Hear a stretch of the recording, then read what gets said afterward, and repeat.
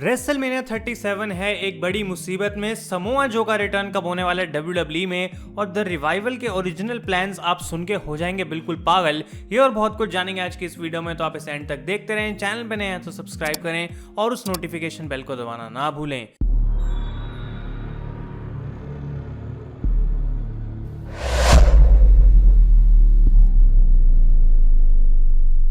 तो गाइस कैसे हैं आप लोग, मैं हूं आयुष और आप देख रहे हैं रेसल इंडिया। और आज की इस वीडियो में मैं आपके लिए लाया हूं 12 स्टोरीज, और हम स्टार्ट करने वाले हैं स्मैकडाउन की रेटिंग से, जो कि कल का शो था और इसकी रेटिंग रही है इस हफ्ते गाइस 2.192 मिलियन, जो कि पिछले हफ्ते के कंपैरिजन में 5.4% कम है। और अभी तक का ये lowest rated episode on Fox network है जब से स्मैकडाउन मूव हुई थी फॉक्स नेटवर्क पे इन अक्टूबर 2019। तो ये अच्छी न्यूज़ नहीं है WWE के लिए। मुझे कल का शो ठीक लगा था, इतना कोई बेकार नहीं था, लेकिन यहाँ पे हमको ये एक आइडिया लग रहा है कि जो फैंस हैं, जो कि एक्चुअल जनरल ऑडियंस है टीवी देखने वाली, वो बोर हो रही है अब सारे रेसलिंग शोज से, क्योंकि कोई क्राउड नहीं आ रहा। और ये कब तक चीज़ चलेगी हम जानते हैं कि ये WWE के हाथों में नहीं है, लेकिन अगर इस समय पे भी WWE को अच्छी रेटिंग्स चाहिए तो वो तभी पॉसिबल होगा अगर हमको मस्ट वॉच शोज देखने को मिलेंगे। यानी कि WWE को अपनी क्रिएटिव बुकिंग और भी अच्छी करनी पड़ेगी। जो करंट स्टोरी लाइन्स है प्रॉब्ली वो इतनी अच्छी और इंटरेस्टिंग नहीं है, तभी जो है हर हफ्ते रेटिंग्स गिर रही हैं। नेक्स्ट स्टोरी की हम बात करते हैं गाइस, तो रोमन रेंस का नाम अब है WWE में लेना मना।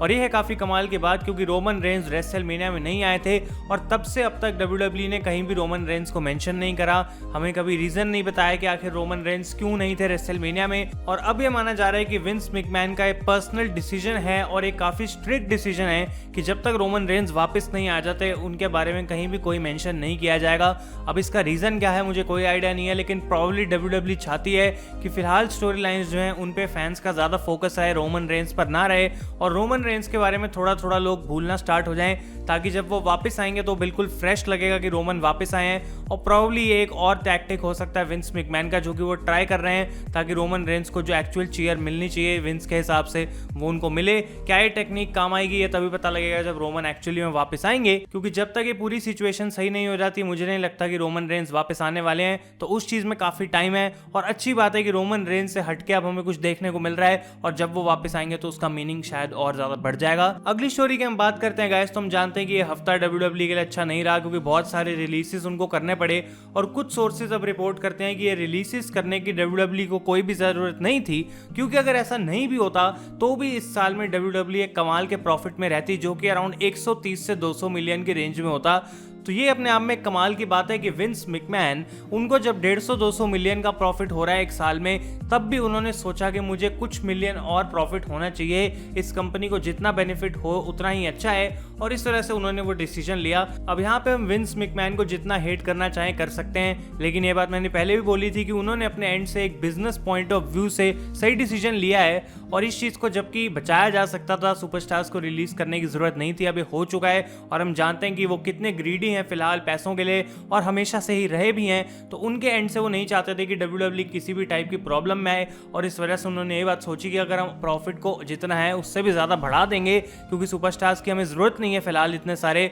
तो बेसिकली उन्होंने सोचा कि हमको उनको रिलीज कर देना चाहिए। लेकिन सोर्सेज बताते हैं कि उसकी कोई जरूरत नहीं थी, क्योंकि WWE फाइनेंशियली किसी भी तरीके की प्रॉब्लम में नहीं है। नेक्स्ट स्टोरी की हम बात करते हैं गाइस, तो डस्टिन रोड्स ने latest episodes of Road to Dynamite के ऊपर ये बेसिकली रिवील करा कि अगर आने वाले एपिसोड ऑफ डायनामाइट में वो किप सेबियन को TNT चैंपियनशिप टूर्नामेंट के मैच में नहीं हरा पाते तो वो रिटायर हो जाएंगे रेसलिंग से। अब ये न्यूज़ सुनने में जितनी बड़ी लग रही है, मुझे लगता नहीं है कि एक्चुअली में उतनी बड़ी है। इसका मतलब ये है कि डस्टिन रोड्स मेरे हिसाब से इस मैच को जीतने वाले हैं, ऑलरेडी हमको ये बात पता लग चुकी है। लेकिन किप सेबियन जो है रिसेंट एपिसोड ऑफ डायनामाइट पे जीते थे, पेनेल्पी फोर्ड की डिस्ट्रैक्शन की वजह से, बेसिकली चीटिंग से जीते थे। तो यहाँ पे मुझे लगता है वो चीटिंग करने की कोशिश जरूर करेंगे, लेकिन डस्टिन रोड्स इस मैच को जीत जाएंगे। डस्टिन कहते हैं कोडी को एक फोन कॉल के ऊपर, बेसिकली एक वॉइस मेल रिकॉर्ड करके भेजते हैं कि कोडी, मैं एक ऐसी स्टेज पे हूँ अपने करियर के कि यहाँ पे TNT चैंपियनशिप टूर्नामेंट मेरे लिए बहुत इंपॉर्टेंट है, और अगर मैं इसको नहीं जीतता हूँ तो मेरे हिसाब से कुछ बचेगा नहीं फिर उसके बाद,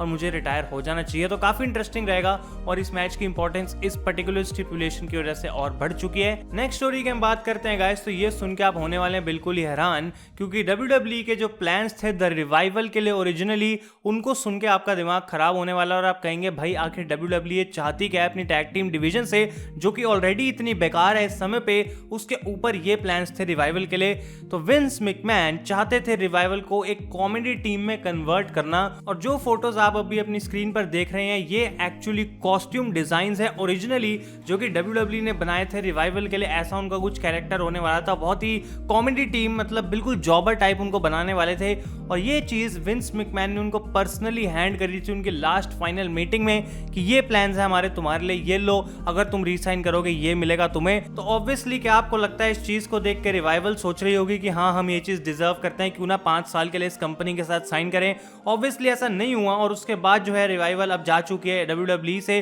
और उनके एंड पे बिल्कुल सही डिसीजन है, क्योंकि ऐसी बुकिंग देखकर तो भाई कोई भी टैग टीम भाग जाएगी। और जैसा कि मैंने कहा WWE को भी नई टैग टीम्स की जरूरत है। न्यू डे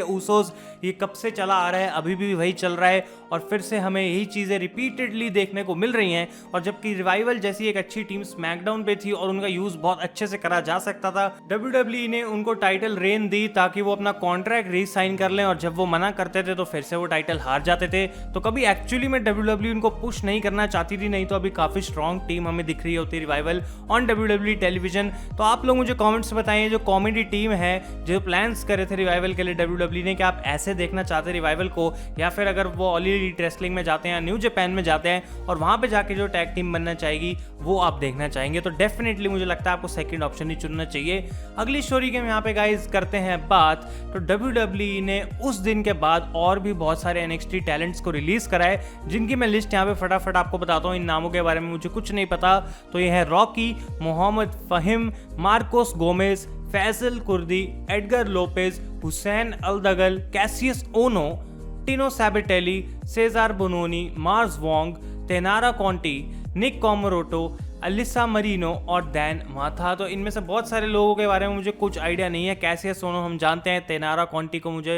मैंने बहुत बार देखा है मैचेस लड़ते हुए NXT में, लेकिन बाकी नाम ऐसे हैं जो कि प्रॉब्ली टैलेंट था, कभी यूज भी नहीं हुआ था NXT टीवी पर, और अब इनको भी रिलीज कर दिया गया। तो अभी भी धीरे धीरे करके कुछ टैलेंट और रिलीज करती जा रही है WWE, जो कि अच्छी बात बिल्कुल भी नहीं है। अगली स्टोरी की हम बात करते हैं, तो WWE ने ऑफिशियली अनाउंस कर दिया है कि आने वाली मंडे नाइट रॉ पे हमें सेगमेंट देखने को मिलेगी जहां पे ड्रू मैकिंटायर करेंगे सेथ रॉलिंस के अटैक पर रिस्पॉन्ड, और प्रोबेबली उनका चैलेंज या फिर जो भी है एक्सेप्ट करेंगे फॉर द WWE चैंपियनशिप, और मनी इन द बैंक के लिए मैच ऑफिशियल हो जाएगा। क्योंकि जो हमें रॉ पे देखने को मिला था उसके बाद यही पॉसिबल मैच लगता है, तो ये काफी इंटरेस्टिंग सेगमेंट हो सकती है रॉ पे। नेक्स्ट स्टोरी की मैं बात करूं गाइस, तो कोडी रोड्स ने रिएक्ट करा था जैक राइडर के WWE रिलीज के ऊपर। हम जानते हैं कि कोडी रोड्स और जैक राइडर रियल लाइफ में बहुत अच्छे दोस्त हैं, और कोडी ने यहाँ पे लिखा कि जैक राइडर एक बहुत लॉयल एम्प्लॉय रहा है WWE के लिए पिछले 13-14 साल से, और जब भी वो जैक राइडर को देखते हैं उनको दिखता है कि ये बिल्कुल नेचुरल तरीके से बिना कोई ड्रग्स लिए कुछ गलत काम करे बिना जो है अपनी बॉडी को इतनी अच्छी शेप में रख पाता है,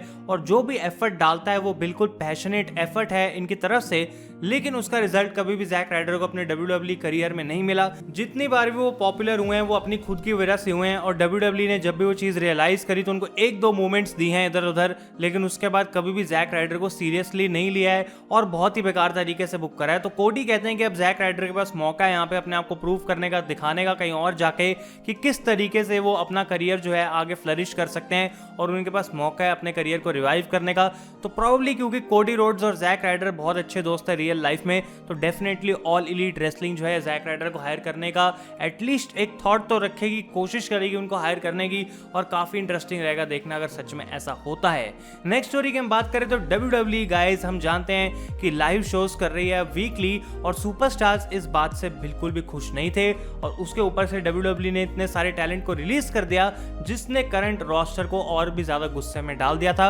अब इस पूरी चीज को देखने के बाद विंस मैकमैन सोच रहे होंगे भाई इन लोगों को अगर मैंने इतना ज्यादा गुस्से में डाल दिया, कहीं ये मेरे अगेंस्ट ही ना हो जाए और कहीं शो में आना बंद ना कर दे। तो अब ये न्यूज आ रही है कि अप्रैल एंड से WWE एक बार फिर से टेप्ड शोज करने वाली है, और ये चीजें मेरे को समझ नहीं आ रही, क्योंकि कभी कभी हमें जानने को मिलता है कि टीवी डील की वजह से अब WWE लाइव जा रही है, अब जानने को मिल रहा है कि अप्रैल एंड से फिर से टेप कर रही है शोज को। तो ये चीज़ मेरे समझ के बाहर है, पता नहीं एक्चुअली में रियलिटी क्या है, लेकिन रूमर्स के अकॉर्डिंग अब अप्रैल से लेकर जुलाई तक WWE टेप्ड शोज का ही सहारा लेने वाली है और इस तरीके से काम करेगा कि जैसे एक दिन रॉ हो रही है तो उसी दिन WWE अगले हफ्ते की भी रॉ को शूट कर लेगी, ताकि हर ऑल्टरनेट वीक में जो है वो सुपरस्टार्स को अपीयर होना पड़े, ना कि हर हफ्ते। तो ये चीज़ जो है WWE अब करने वाली है अप्रैल से जुलाई तक और प्रॉब्ली यही उनका शेड्यूल रहने वाला है। अगली स्टोरी की हम बात करते हैं तो मनी इन द बैंक 2020 हम जानते हैं कि इस साल होने वाला है बिल्कुल अलग, क्योंकि जो लैडर मैच है वो और कहीं नहीं बल्कि WWE के हेडक्वार्टर्स से होने वाला है। अब रूमर्स और सोर्सेज और बहुत सारे लीक्स यहाँ पे ये बात को कंफर्म करते हैं कि WWE प्रॉब्ली इन मैचेस को ऑलरेडी टेप कर चुकी है और हमें फोटोज देखने को मिली हैं जहाँ पे हेडक्वार्टर्स की छत पे रिंग लगी हुई है और बेसिकली ये चीज प्रूव करते हैं कि हाँ वहीं पे मैच होने वाला है। तो हमको आइडिया नहीं है कि किस तरीके से होगा, लेकिन रूमर्स के अकॉर्डिंग ट्यूसडे को ये मैच ऑलरेडी फिल्म कर लिया गया था और पूरा दिन ऑलमोस्ट लग गया था इसको फिल्म करने में। अब ये क्या सिनेमैटिक मैच होगा जैसे कि बोनयार्ड मैच था, उसका हमें आइडिया नहीं है गाइस, लेकिन काफी इंटरेस्टिंग रहेगा देखना कि ये money in the bank ladder match आखिर होता कैसे है। और आप लोग इस पे ओपिनियंस जो है अपने मुझे कमेंट्स में जरूर बताएं। नेक्स्ट स्टोरी में हम बात करते हैं समोआ जो के WWE रिटर्न के बारे में। तो आप लोगों को याद होगा कि WWE ने उनको वेलनेस पॉलिसी वायोलेशन दी थी, जिसकी वजह से 30 दिन तक वो WWE में नहीं आ सकते थे, लेकिन उसके अलावा भी वो इंजर्ड थे कंकशन की वजह से। और अभी ये माना जा रहा है रिपोर्ट्स के अकॉर्डिंग गाइस कि समोआ जो को फिलहाल WWE ने मेडिकली क्लियर नहीं कराया लड़ने के लिए रिंग के अंदर, और उनकी जो कंकशन वाली प्रॉब्लम है अभी पूरे तरीके से सही नहीं हुई है।